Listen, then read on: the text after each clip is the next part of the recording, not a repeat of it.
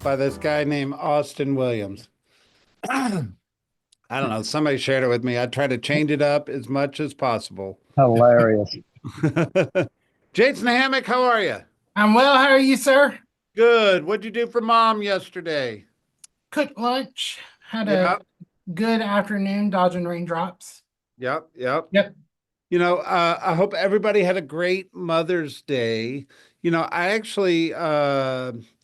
think I have an article about this actually. What's interesting, and I know I can get myself in trouble, but I'll just go at it. Historically, our industry was a female industry, powered female industry for a long, long time. And one of the things that is interesting about it is uh, to the freedom of real estate, which is a good and a bad thing, certainly aligns itself with the challenges or the opportunities of being a mother, and uh, and the certainly wanted to just take a minute to recognize that the most honorable job in the world is to be a mother. And happy Mother's Day to all the mothers out there. Jason, say something. Something. Something. There you go. All Yeah, right. there you go. Moving on. Okay. Fulton County, 1,148 new listings hit the market. A little bit down from last week, but still high numbers. Um, One of the things that's happening, and if you were at our industry update, we were talking about it last week, is this new listings coming on the market. It's just on an upward trajectory and it keeps going. But the buyers are pretty flat or maybe just slightly down. So what's happening is that gap is getting wider and wider right now.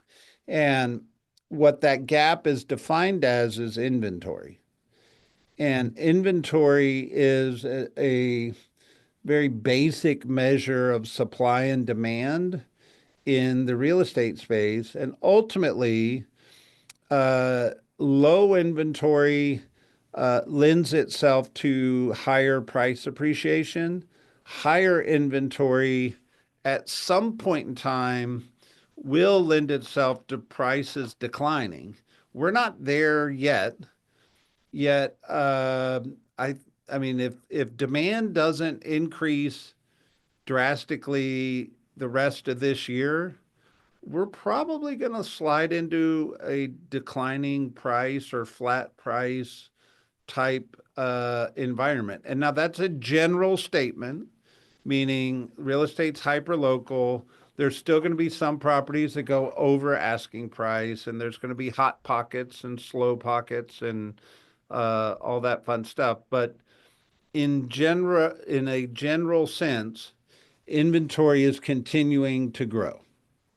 All that to say, Fulton County last week did 157 properties going under contract, which is a really healthy number, but it's not increasing at the same rate these listings are increasing. And that's kind of the point of the discussion, right?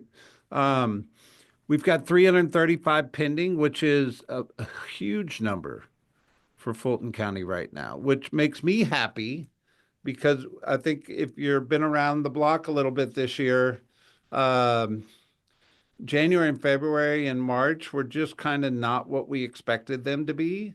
But to be sitting here on May 12th with 335 properties pending in Fulton County, I'm feeling pretty good about that number. That feels strong and healthy. Um, Yet 329 closed out in the last 7 days. I mean, this is crazy, Jason, because a little quick history, our industry uh, at one point in time did a lot of government backed loans, the FHAs, the VAs.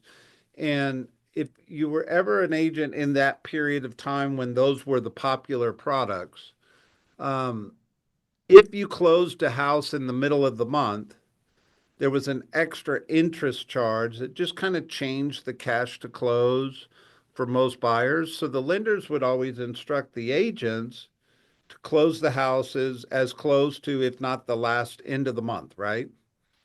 Well, there's an old fable around the pot roast, and there was a girl who would always cut the ends off her pot roast, and she would cook her pot roast.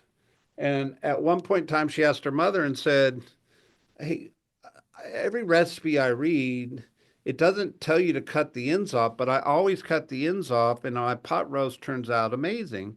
She said, "Why do we cut the ends off?" And her mom said, "I don't know. Ask your grandmother." So she goes and asks her grandmother, and her grandmother says, "Oh, honey, I cut the ends off because I only had a small pan and I had to make it fit in my pan." So that story over time was we just trimmed the ends off the pot roast, but now that we have a bigger pan, we didn't need to trim the ends off the pot roast. But real estate's a little bit like that in the sense that we typically still try to close all our properties at the end of the month. Not that there's actually a reason behind it, yet it's just been the history or the tradition or the historic effect of real estate over time. So all that to say, Jason, if I'm looking at Fulton County on May 12th and we closed 329 properties in the last 7 days, it makes no sense to me, but I'm happy about it. Well, you said it the other day during the stats event that the way the data is starting to shape up, it truly looks like the spring market just got shifted and Mm-hmm. pushed about a month, and so I do feel good about it. And going back to what you were talking about with supply and demand, I've been saying it for the last few years. The last job I'd want to be have right now is an economics professor. When things go up, other things are supposed to come down, but for some reason right now they're all going up. Yeah. It just doesn't make sense. I will say bond market did respond positively so far to the tariff news this morning. So So far, but today I rates are just said still so far. 6.89. Uh, and all that to say, can I just say we're a little bit of an unpredictable environment? Yeah. I mean, in business, you want predictability. Predictability comes with boring and things like that. But we are a little unpredictable right now in terms of what is interest rates going to do? What is the bond market going to do? Why are we closing 329 houses in the middle week of May um, in Fulton County? Look, I'll take it. It's all good stuff. It's just, it makes it hard to make predictions when it's unpredictable, right? Let's Yeah. jump to DeKalb. So 728, big number, 112 active under contract. It's a good number. Mhm. Um, Anything over 100, 110 in DeKalb is always a good number. You can see there were a couple weeks back here in late March, April, where they were down in the 60s and 70s and 93. So 112 is a really good number. Speaking to that spring market, right? There's 196 pending, which is healthy. It's not the peak, but it's certainly healthy for DeKalb County. And they closed out 192 as well. So maybe all these agents were trying to get people into houses for Mother's Day. Yet I seriously doubt that's the reason behind it, but I'll take it. You see anything crazy in these? No, no, Yeah. but I do like the steadiness of active under contract and pending. Uh, Mm-hmm. yep. All right, Cobb, 627 on the new listings coming on the market. Still a good number. I mean, obviously last week was a big number for Cobb County, but 135 went under contract in the last 7 days. That's a huge number for Cobb County. So I'm just so encouraged by that, right? 209 are pending. So we've sold out some of the inventory. And if you look at the bottom, Cobb closed out 243 closings in the last 7 days. If you look back to the left, that is a big number for Cobb County. Explain that to me. What do y'all think? Why was last week such a big week for closing? Anybody got some explanation, Thoughts, guesses? Me either. All right, moving on. Circumstantial reality. There's Mr. Hale. There you go. All How right, are you? Yeah, just a good. circumstantial reality. Yeah. And I'm just reminded that, what I like in the data is the continuity and the consistency. Yeah, If I'm sitting back as a listener, my concern is if you're not getting your unfair share, the market itself may not explode to the extent that you automatically win.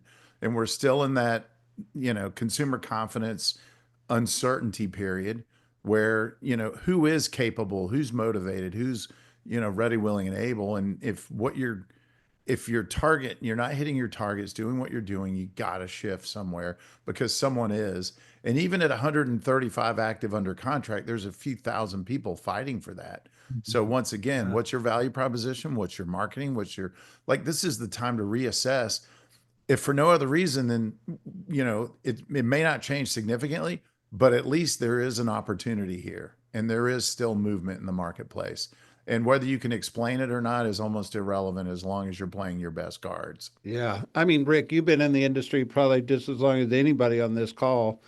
Uh, as best guess as we think we have, it always has a curveball to it, right? Yeah. Well, and a simple reminder, man, the difference between you having your best month ever and worrying about your career is probably a two or three clients, Yeah, that close. I mean, it's such a small margin. It's three quality people and you're top of the hill. yeah. I love it.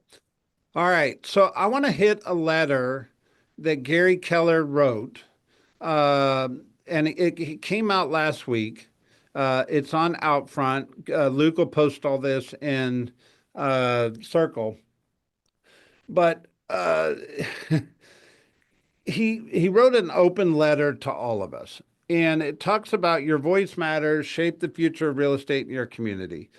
So I want to give you a little history, and then I'll tell you where he's challenging all of us. So he's saying, listen, the real estate industry is facing another change. This isn't the first time, and it won't be the last. And here's the history. So in 1908, agents formed what was originally called the National Association of Real Estate Exchanges. It's kind of the precursor to the NAR. And they first formalized that code of ethics and operating policy, that P&G and a code of ethics. If you're licensed, I better believe you all know that we operate under a code of ethics. And that code of ethics does not actually come from Georgia Real Estate Commission. It comes from the fact that we are realtor members of the National Association of Realtors. And written agreements became commonplace. Obviously, that's kind of evolved to what you know as an exclusive right to sell or a listing agreement, right? Well, in the 60s, uh, that's when the first MLSs came about. And if you've ever been in a class or a room with somebody that has been in the industry for a period of time, they talk about the MLS books, right? And they're all like, "Oh, we used to sell real estate with MLS books." And I've been in the industry 26 years now, and I never actually sold real estate with an MLS book. But I do remember when we took a listing, we had to turn it into the front desk because every front desk would have a binder with every property that broker had listed for when somebody walked in or somebody made a phone call so that the person on call could answer questions. Well, the MLS obviously has evolved from 1960 to what we experience in the MLS today. And then in 1992, the industry actually established buyer's agency. And basically, it was a legal uh, position around protecting the interests of buyers inside of a real estate transaction. And that's kind of the history of buyer agency.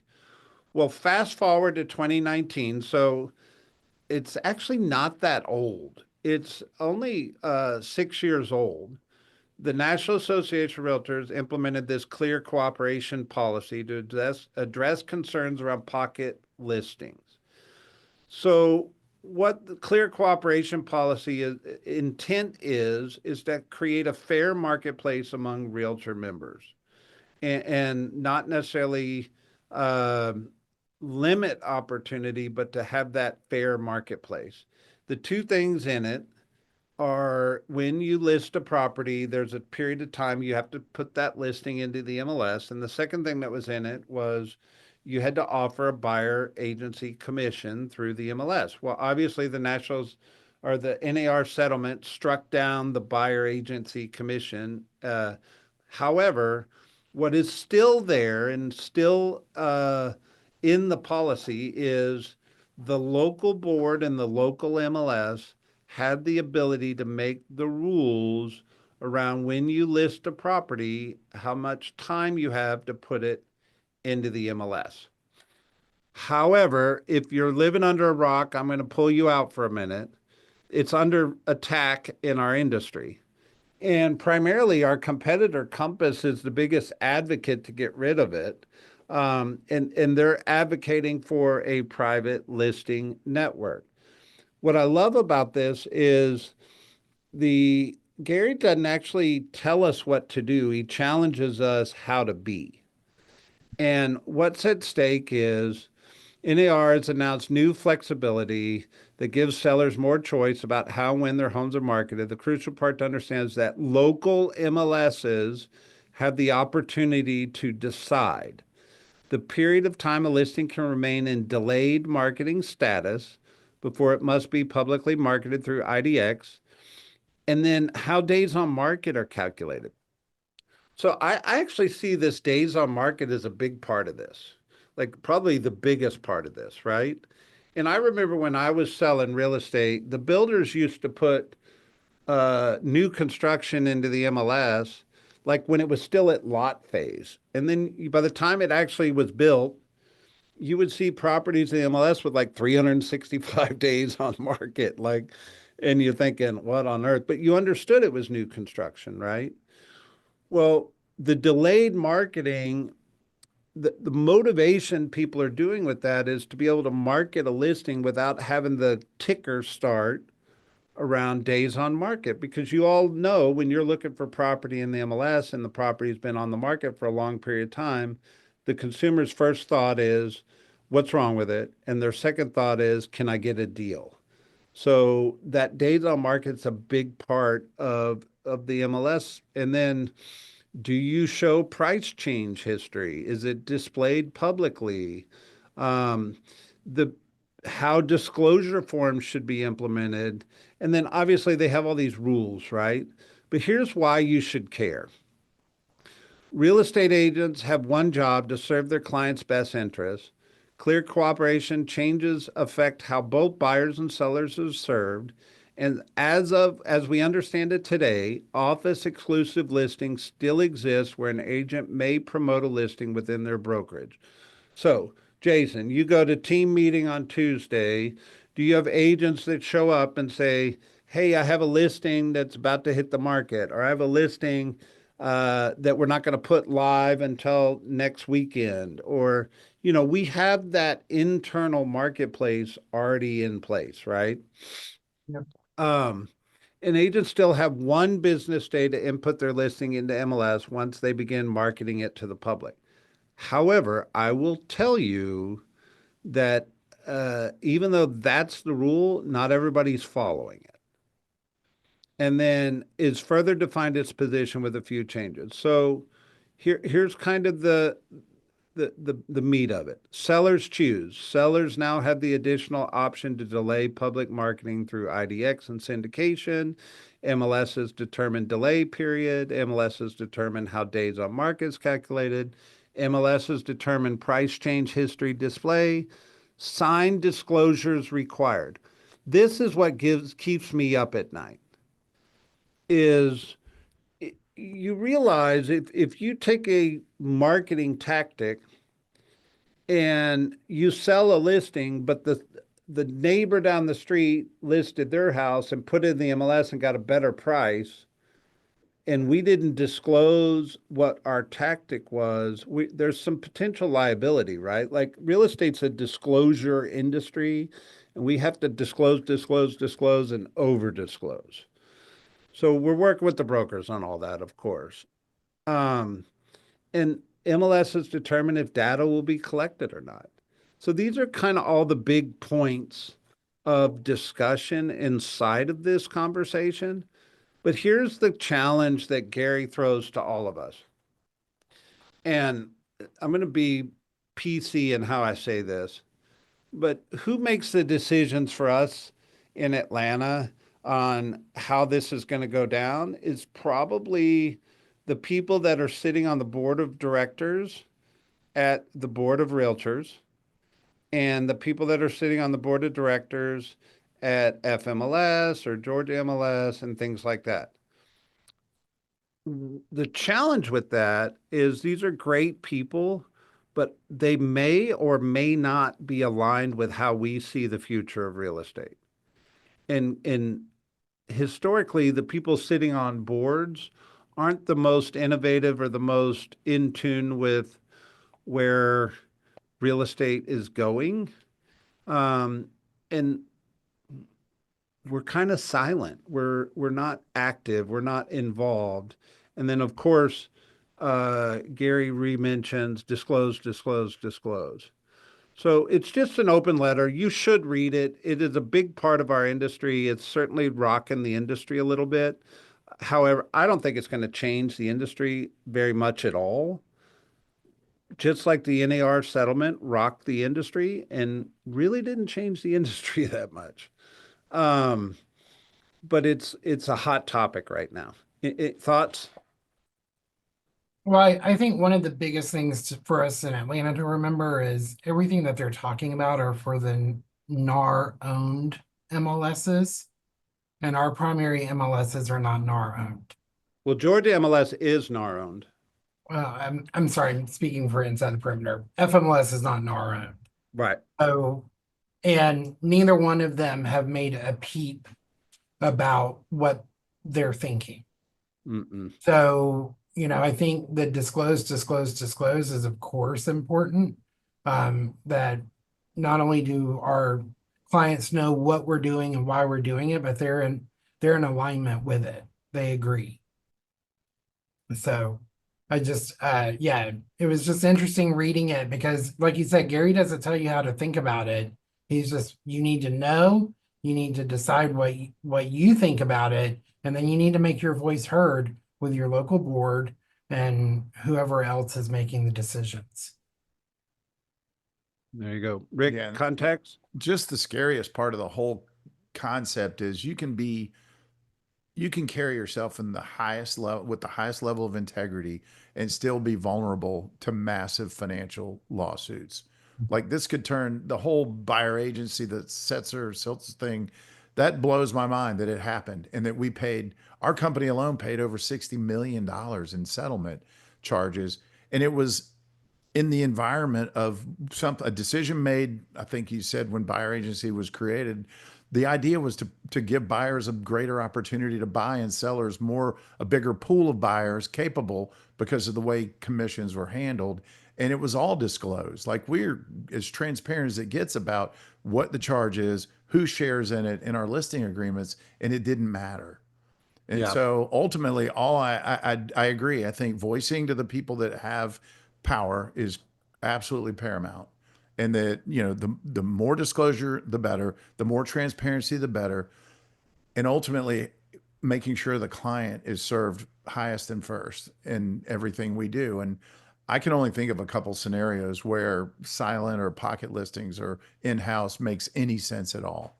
And it's Yeah. only to create some level of exclusivity, which I think is still a thin veil, where, oh, it's only allowable or only here and you better run here because we have it.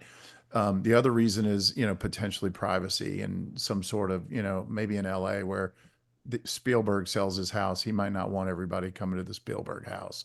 But I don't see a whole lot. I mean, I guess there are some famous people in Atlanta, too, but I can't think of another reason why it's good for the seller to not have maximum exposure, maximum capacity and transparency and availability to the biggest pool of buyers. Yeah. I will say this. I tend to agree with you, Rick, and I would recognize that there are opposing opinions on both sides of this, right? Like I'm there are sure of it. definitely some opinions both directions, and Well, you asked for my opinion. 100%, right? Like I think we're all trying to navigate this, but uh, really, there's nothing to do right now outside of just be aware. However, where there is action is if you were to privately market a listing. Zillow, as of May, said they're not going to allow your listing to go on Zillow. If you were previously publicly marketing a listing that wasn't in the IDX or the MLS, they're going to blacklist it off of Zillow. And then get your popcorn ready because the fireworks are coming. So then homes.com comes on here and says, all right, fine. If Zillow bans you, we'll boost you And boost you for free. and boost Take you for take free. that. So they obviously are competitors. And it's the reason I bring this up is all this stuff is headline news, but it's all based on this conversation around clear cooperation policy. It's the reaction to it instead of the solution to it. So just heads up. We're not going to be able to hit all our articles today. I want to go to one. Um, and I would encourage you to go back to Circle and read the rest. But this is the one I want to hit before we run out of time. And it says, Gen Z's regret grows over generational housing divide. So here's a couple stats. First time home buyer age right now is around 38 years old. And I want to give you some perspective. So I come from Gen X and I bought my first house when I was 26 years old. And then after my generation was the millennial generation. And the millennial generation um, had different habits or different perspectives on life than the Gen X generation did. And if you think about it, uh, Gen X generation not only wanted to buy real estate earlier in life, they also got married earlier in life. They would wait until they graduated college and they were getting married in their late 20s and things like that. And the millennial generation, and this is general and study on human behavior, they typically waited until their late 30s. They went and got their career going first and then started worrying about building a family and things like that. However, there's a sleeper generation coming behind it called Gen Z. And Gen Z, everything I've read or studied said Gen Z is a reincarnation of the baby boomer generation. And what that means is they're more motivated to buy real estate faster. They're more motivated to start a family faster, and they're coming out very different than the millennial generation in a human behavior study kind of a conversation. All that to say, I think that's a great thing for our industry over the next 10 years.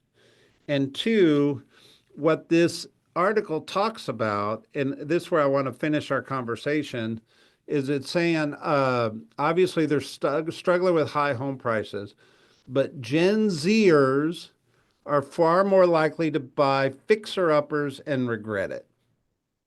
And what's interesting is I think back to when I bought my first house, it was 26. At 26 years old, it was a fixer upper, and I did the remodel myself.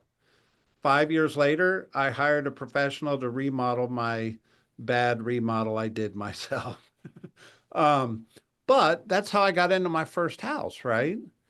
Did I regret it? I think there's nothing in real estate that money can't fix over time. I mean, even if you have foundation problems or roof problems or bad like at some point in time, money can fix about anything in real estate. You just have to have the money. But it pains me when I hear the first time home buyer age is 38 years old because I want you to think about the wealth created when somebody buys a house at 28 versus somebody buying a house at 38. It is a big difference in the net worth conversation on people's financial future. And I'm hoping this Gen Z generation takes that to heart and figures it out. What do y'all think? Well, based on the comments, I think the bottom line is they need professional real estate help. They need consultants. They need to track all aspects. You know, it's a lot of them to, I think, who was it? Katie said there's just a disconnect, you know, between the cost and their spending habits and the Yeah, ability to prepare for the purchase. And then Mika mentioned that, you know, they watch a little HGTV and think they can do anything, but have never that's what touched happened it. to me. Yeah, so there you go. So, but I do like the idea of commitment and, you know, burn the boats and then figure it out. I mean, what greater way to learn something? But at the same time, the pitfall of financial, you know, dire straits could evolve. Yeah. But that's where our value really comes into play. The Mhm. good news is there's more wealth transference on the horizon from their parents than any other generation in history. And so their safety net might be, if you strategically play this right and you connect with, you know, a demographic that has that as a bonus, you know, this could be a great way to help, you know, help your kids now and not wait till you die. And those are great conversations. That's all I'm saying. This is where consulting plays a huge role in your ability to help people have a better life experience and create wealth. There you go. I think we got to take it to heart and help the younger generation get into houses. And I think it starts with educating them. And it probably looks like first time homebuyer seminars. It probably looks like social media conversations about how easy it is to buy real estate or what has to happen in order for you to be able to buy real estate. And the gift in that is I I do believe we're moving into a period of time which is good for some and not for others, but affordability should get better the higher inventory goes. And the opportunity of a deal or prices maybe coming down a little bit. I don't predict that, but I do think if inventory keeps going, that could happen. Manny, you're too polite. Just speak up. Thanks.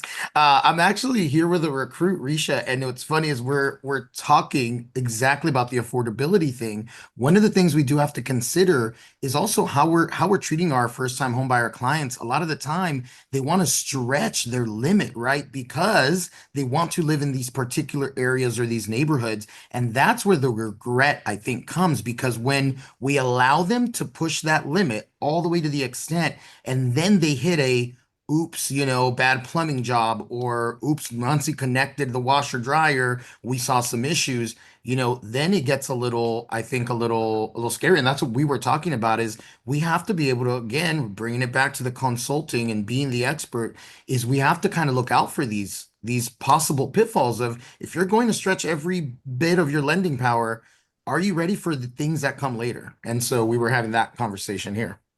There you go. Yeah. Well, create some headlines that are captivating and intriguing, Mika. Like, hey, HGTV may have lied to you. Come to this renovation, seminar on renovations that build wealth. You know, what the facts are. Here, we have the facts. Like, I would show up for that. I What love they that, don't Rick. tell you. Being, and then there was a question Mika said about parental gifts. My best advice is go to your alliance partners, your lenders in your office, and ask them what the rules are, rules of the road that, for gifting and strategies. I know someone whose parents have some grandparents actually have affluence, and they're actually loaning them the money for a house at a preferred interest rate internally. They're getting a return, they're helping their grandson, but at the same time, it's a win-win-win. So I'm not saying everybody has that capacity, but it's a good question. Like, if you weren't able to go traditionally, what other options exist? I think it's a consulting question that needs to be Hey, on the the list. the the statistics say 40% of adults buying houses right now are getting some assistance from family. So it's not the I mean, that's a chunk of people buying houses that are getting help. Yeah, and I have a friend who wrote a book on house hacking, and it's, all that is renting rooms. Like my first house, I bought at 24 years old, and I rented out 3 rooms. I gave up the master bedroom to my best friend and his girlfriend because they paid a premium, and I didn't care about the master bath back then. I cared about covering my entire mortgage with renters in my own property where I could watch exactly, I could preserve and protect the property, and I net one. It cost me $150 a month basically to live in my own house. And it was, you'll die. It was on Ashford Dunwoody inside the perimeter. I paid 154, and I thought I was ripped off when I bought it. So, Yet, and it's worth 8 now. I wish I hadn't sold that sucker, And then the question becomes, when's the best time to buy real estate? Most people who've held it long enough and overcome the valleys would say now and any time in the past. And what's so it, this, the you got to age? be passionate. It's that old adage of when's the best time to plant a tree? 20 years ago, second best times today. Real estate, same Yeah. thing, right? But yeah, open Listen, up the discussion it's and create Monday. intrigue. We're 6 minutes over. I like the promise to start on time and end on time. Appreciate you guys being here. I trust you got some value, and go put into action what we talk about and make some money, guys. Yeah. Can I quickly acknowledge Constance and Keith and there were quite a few people who turned on their cameras. It makes a real difference. It makes this more Yeah. fun. So thank you We get to guys. see your facial expressions when we talk Ken about. was here. There were a lot of people who just bailed the minute we said we were done. All But right. thank you for that. It means the world. Take care, All right. guys. Bye, guys.